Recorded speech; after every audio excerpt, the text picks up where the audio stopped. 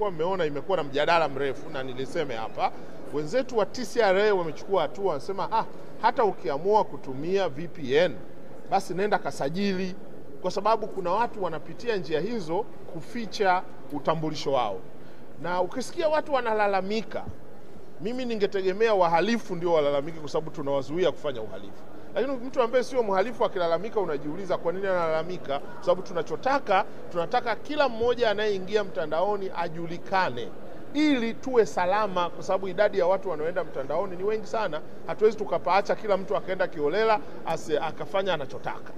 Kwa hiyo hizi ndio hatua kubwa ambazo serikali inachukua, lakini na wako ambao wako mahakamani, wako ambao wameshafungwa, wako ambao wameshaadhibiwa, na tutaendelea kuhakikisha kwamba mtandao uko salama. Mtandao ndio maisha ya leo.